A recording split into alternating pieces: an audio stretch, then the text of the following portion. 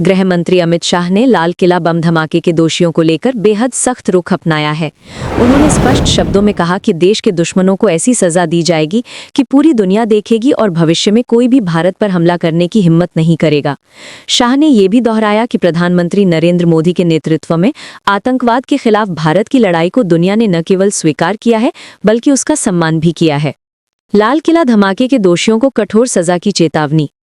लाल किला परिसर में हुए कार बम विस्फोट की जांच में तेजी लाने के लिए गृह मंत्रालय ने लगातार 2 दिनों तक सुरक्षा और जांच एजेंसियों के साथ कई उच्च स्तरीय बैठकें की। इन बैठकों के बाद अमित शाह ने सख्त लहजे में कहा कि इस कायरतापूर्ण घटना के जिम्मेदार सभी दोषियों को कानून के दायरे में लाया जाएगा और उन्हें ऐसी कठोर सजा दी जाएगी जो भविष्य के आतंकियों के लिए एक मिसाल बनेगी। शाह ने कहा, प्रधानमंत्री नरेंद्र मोदी का संकल्प है कि आतंकवाद की जड़ को पूरी तरह खत्म किया जाए। इस कार विस्फोट के जिम्मेदार हर व्यक्ति को सजा दिलाने का ये वादा जरूर पूरा होगा। देश के दुश्मनों को साफ संदेश।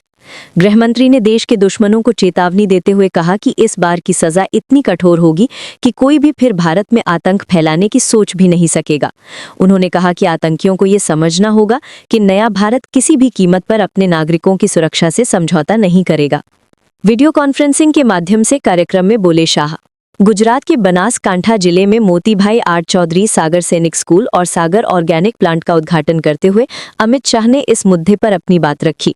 उन्होंने वीडियो कॉन्फ्रेंसिंग के जरिए जनता को संबोधित करते हुए लाल किला विस्फोट में मारे गए लोगों के परिवारों के प्रति गहरी संवेदना व्यक्त की। उन्होंने कहा कि आतंकवाद से पीड़ित हर परिवार को न्याय मिलेगा और दोषियों को किसी भी हाल में बख्शा नहीं जाएगा। आतंकवाद के खिलाफ भारत की वैश्विक लड़ाई। अमित शाह ने कहा कि प्रधानमंत्री मोदी के नेतृत्व में पिछले 11 वर्षों में भारत ने आतंकवाद के खिलाफ जो निर्णायक लड़ाई लड़ी है उसे पूरी दुनिया ने स्वीकार किया है। उन्होंने कहा, आज भारत न सिर्फ अपने देश में आतंकवाद को कुचल रहा है बल्कि दुनिया के कई देशों के लिए आतंक के खिलाफ रणनीतिक मार्गदर्शक बना है। प्रधानमंत्री मोदी इस वैश्विक लड़ाई का नेतृत्व कर रहे हैं। शाह ने यह भी कहा कि भारत सरकार और गृह मंत्रालय दोनों ही इस दिशा में पूरी तरह से प्रतिबद्ध हैं कि कोई भी आतंकी संगठन या व्यक्ति देश की शांति भंग न कर सके। जांच एजेंसियों को मिले सख्त निर्देश। कार विस्फोट के बाद से ही अमित शाह लगातार सुरक्षा एजेंसियों के साथ बैठकें कर रहे हैं। बुधवार को उन्होंने एक उच्च स्तरीय बैठक की अध्यक्षता की जिसमें NIA, NSG और FSL के वरिष्ठ अधिकारी मौजूद थे। इस बैठक के बाद पूरे मामले की जांच राष्ट्रीय जांच एजेंसी NIA को सौंप दी गई। शाह ने एजेंसियों को स्पष्ट निर्देश दिए कि जांच तेजी से पूरी हो और दोषियों के खिलाफ ऐसा ठोस सबूत जुटाया जाए जिससे अदालत में उन्हें सख्त से सख्त सजा मिल सके। उन्होंने कहा कि भारत सरकार आतंकवाद के खिलाफ जीरो टॉलरेंस की नीति पर काम कर रही है और इस नीति से कोई समझौता नहीं होगा। अल फलाह यूनिवर्सिटी की जांच में ED की एंट्री। कार बम धमाके की जांच के दौरान दिल्ली NCR की अल फलाह यूनिवर्सिटी का नाम सामने आया है। माना जा रहा है कि ये यूनिवर्सिटी आतंकियों के एक बड़े मॉड्यूल का केंद्र बन गई थी। इस खुलासे के बाद अमित शाह ने इस मुद्दे को बेहद गंभीरता से लिया और गुरुवार को प्रवर्तन निदेशालय के निदेशक राहुल नवीन के साथ विशेष बैठक की। बैठक में फैसला लिया गया कि अल फलाह यूनिवर्सिटी की फोरेंसिक जांच कराई जाएगी।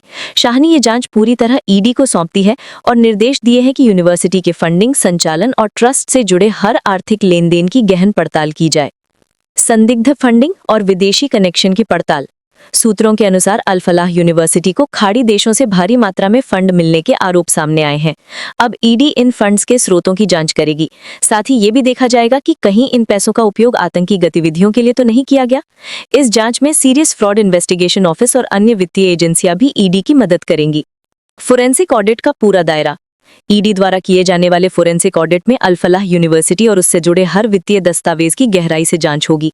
जांच के दायरे में ये बिंदु शामिल होंगे 1997 में अल फलाह इंजीनियरिंग कॉलेज की स्थापना से लेकर 2014 में इसे यूनिवर्सिटी का दर्जा मिलने तक का पूरा इतिहास, मेडिकल और अन्य प्रोफेशनल कोर्सेज के लिए किए गए फंड का योजनाबद्ध ब्यौरा, अल फलाह चैरिटेबल ट्रस्ट की आमदनी, खर्च और विदेश से आए चंदे का विश्लेषण। ED को यह भी जांचना है कि क्या इस यूनिवर्सिटी के माध्यम से आतंकियों को लॉजिस्टिक या वित्तीय सहायता दी गई थी। सरकार का स्पष्ट संदेश। अमित शाह ने कहा कि भारत अब किसी भी आतंकी साजिश को अंदजार नहीं करेगा। उन्होंने कहा, हमारा लक्ष्य केवल दोषियों को पकड़ना नहीं बल्कि ऐसी व्यवस्था बनाना है जिससे भविष्य में कोई देश के खिलाफ षड्यंत्र रचने की हिम्मत न कर सके। उन्होंने ये भी कहा कि प्रधानमंत्री मोदी के नेतृत्व में सुरक्षा तंत्र को मजबूत किया गया है और अब भारत किसी भी आतंकी हमले का मुंहतोड़ जवाब देने में सक्षम है। लाल किला बम धमाके ने एक बार फिर देश की सुरक्षा एजेंसियों को सतर्क कर दिया है। अमित शाह का सख्त संदेश न केवल आतंकियों के लिए चेतावनी है, बल्कि ये इस बात का भी प्रमाण है कि भारत अब अपने नागरिकों की सुरक्षा को लेकर किसी तरह की ढिलाई नहीं बरतेगा। अल फलाह यूनिवर्सिटी की फोरेंसिक जांच से ये साफ है कि सरकार आतंकवाद की जड़ों को सिर्फ काटने नहीं, बल्कि पूरी तरह उखाड़ फेंकने के लिए प्रतिबद्ध है। अमित शाह का संदेश स्पष्ट है, जो भारत की धरती पर बुरा सोचेंगे, उन्हें ऐसी सजा मिलेगी कि पूरी दुनिया देखेगी।